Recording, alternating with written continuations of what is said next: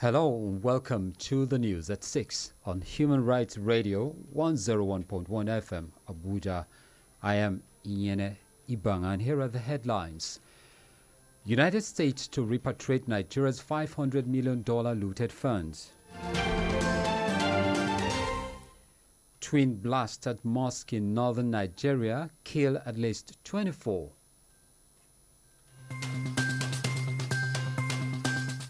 Workers' Day. Federal government pledges commitment to enhance workers' welfare.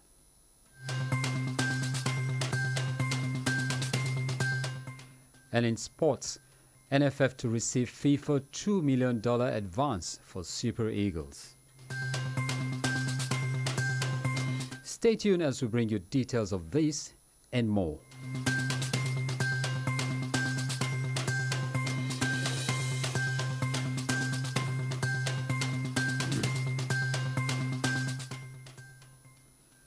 President Muhammadu Buhari has said the United States and Nigeria were collaborating to repatriate over $500 million stolen from Nigeria.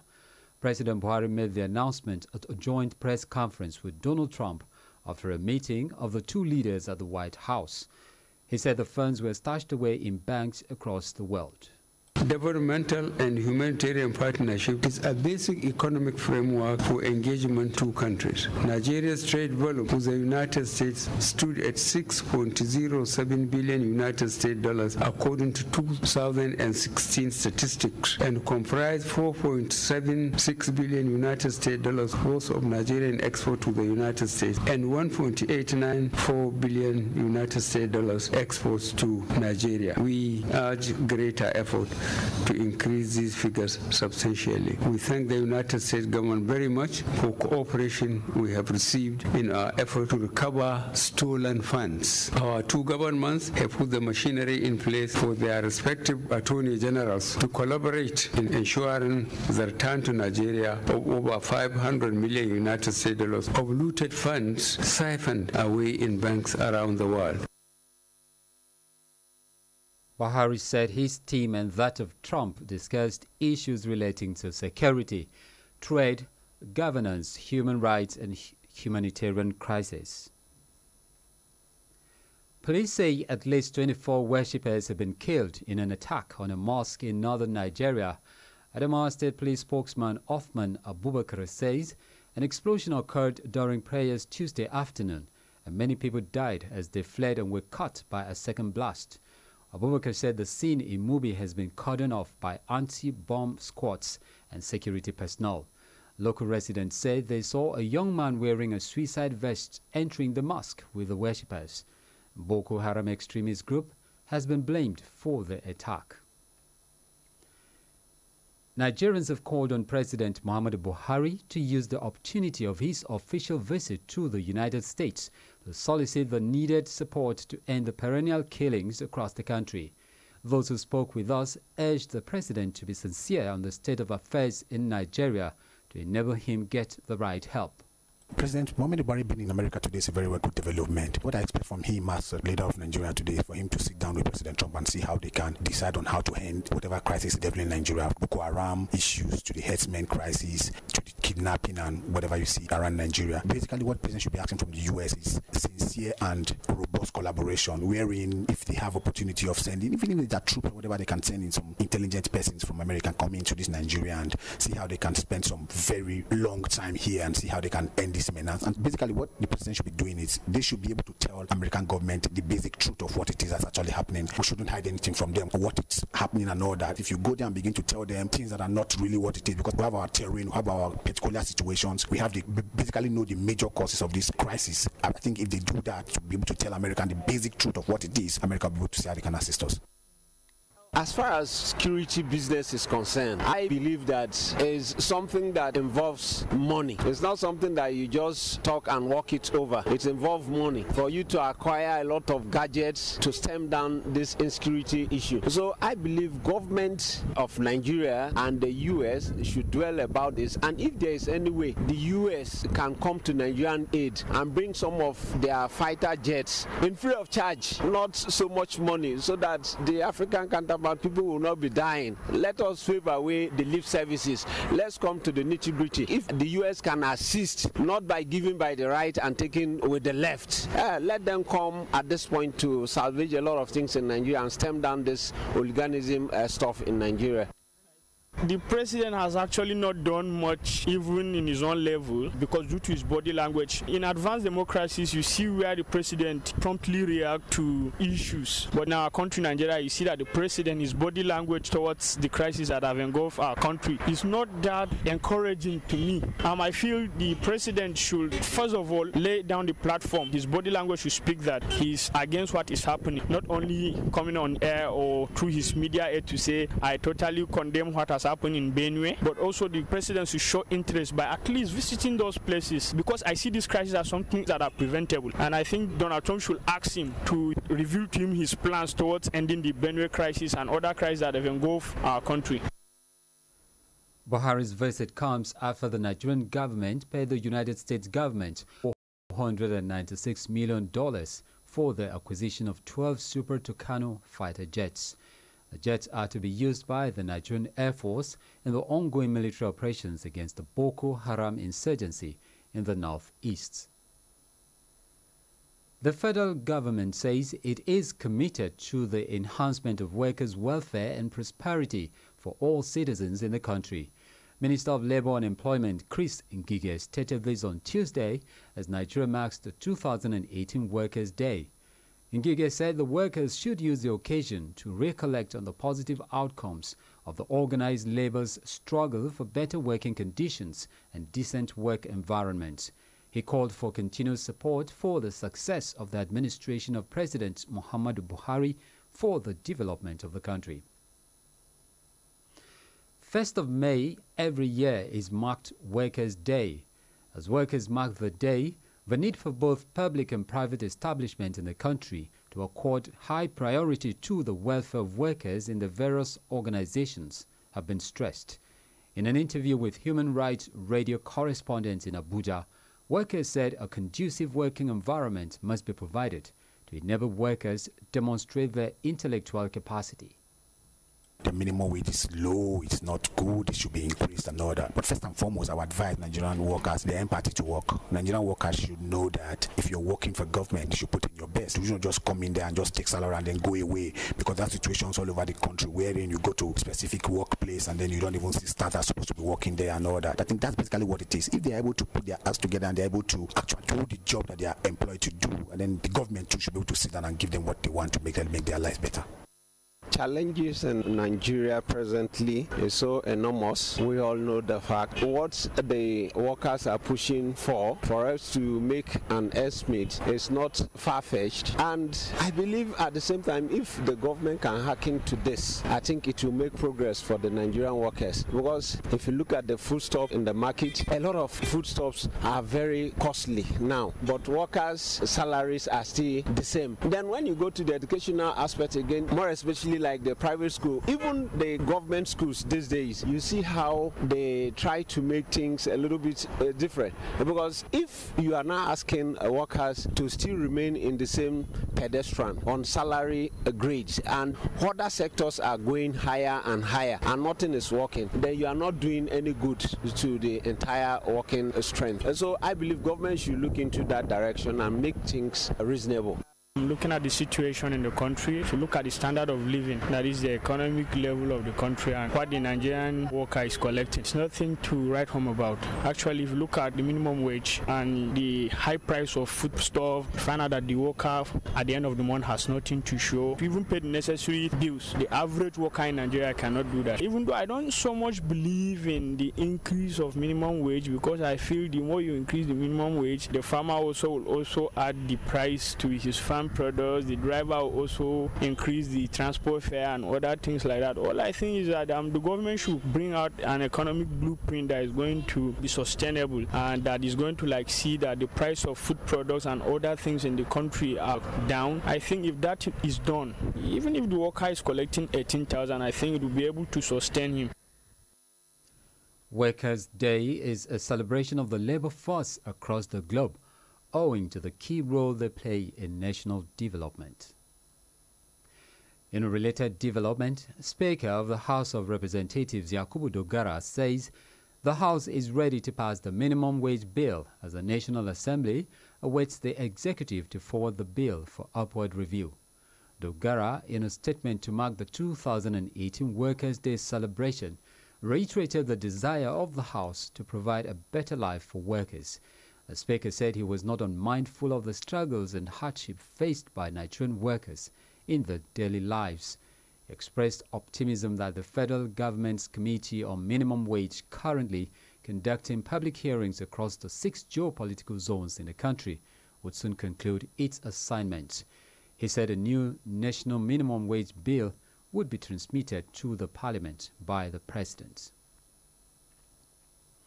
The Federal Capital Territory FCT Police Command has arrested a gang of notorious robbers who have been terrorizing residents of the territory for some time now. In an exclusive interview with Human Rights Radio, the suspects narrate how they have been carrying out their nefarious activities. A couple, Ben Jatau and his wife, who were caught in the middle of a crime, spoke with our correspondents. About the gun issue, that one that they arrest me with it in Airport Road, checking point, stop and search. Police arrest me inside Keken. I'm from airport to going Kabusa. So the how they take arrest me, they see a pistol. It's Oka made pistol 3. That is what they saw me with it. So they hand over to search. I spent almost 4 months. They say I should bring person that will bring me. I get person who go tell them I they go prison, I they go where court, the judge. So that day we then come to say as a person they will then go fee come bring bear. If I get man because here na man go come bear person make I bring and so that he go come there outside. When judgment come, he go they come. So now I go find person come. 2 members of a criminal gang, Shock Ishaya and Pam Timothy, specialize in spraying pepper in the victims' eyes before robbing them. The Okada man carried me to Dogongada. As we reach where I want to reach, then I asked the Okada man to stop. Then I come pour pepper for his eyes. Then Timothy come carry the machine run. Then the Okada man come drag me. And policeman come hold me. How many times have you done this? I never do them before, sir. Well, how did you get the idea? We know one of our village boy there, where he get the time where he do like that. That is why we come get the ideas. We just discuss me and him, and we just come to Abuja. As talk, go carry the Okada. He asked me to wait for him in a settled place that he will come and meet me there. So he come, then he now pour pepper for the Okada man face. Then I now come and pick the motorcycle, run away. As I run away, I don't even know. I was told that he's even escaped too. And I now had a phone call. He called me with a new line. Then he's asking me that where I did. I told him and he even told me where he did too. Then he said that I should come and pick him so that we will go together. Then as I come, policeman now arrest me. This man Ingo stopped me and say carry me go Dogangada. Ingo reach Dogangada, Ingo put paper for my eyes. Come carry the machine. Ingo carry and go. Me, I don't call police. Ingo arresting the man. Spokesman of the FCT Police Command, Anjuguri Mamza, tasked FCT residents to be careful as they go about their daily activities.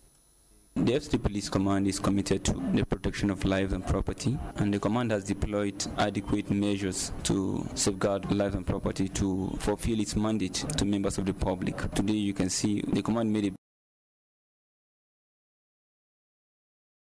motorcycles from their victims. The 2 persons arrested came all the way from Plateau State for under Breaking Ladi area of Plateau State to Abuja to carry out the crime. Their modus operandi is to engage the services of motorcycle owners, properly called Okada. One of them would hide at a given point, while the other one would engage the services of the motorcyclist as a passenger. They will just bring up an excuse. We have recovered the motorcycle. Investigation is still ongoing on the case, and the suspects will be charged to court. I want to use this medium to call on members of the public to be vigilant. Motorcyclists, those who own a motorcycle, they shouldn't take chances. And they should always note their route, especially when they are moving in places where it is not properly lit. They should, as much as possible, avoid stopping in such points. Whenever they pick a passenger and the passenger begins to tell them, stop here, stop here, they should sense there is danger. The commitment is not just to the high-profile areas, even to the nooks and crannies. As you can see, this feat was recorded in the bush. Concentration is not just in the high-broad areas. We are working assiduously, working hard to ensure that residents of FCT are protected.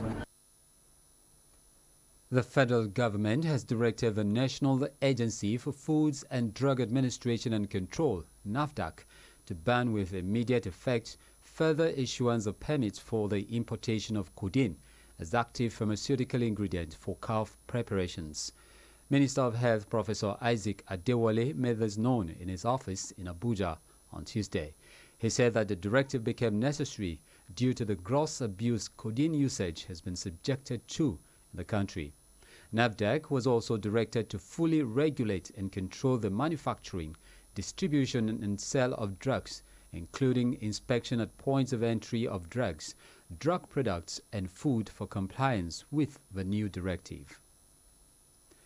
The news at 6 would return after the break. Stay with us.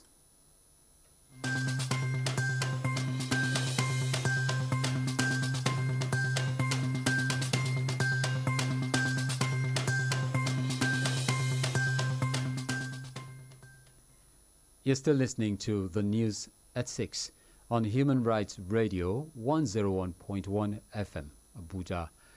Let's now go to the foreign scene. U.S. Secretary of State Mike Pompeo says a landmark nuclear deal with Iran was built on lies after Israel claimed to have proof of a secret Iranian nuclear weapons program.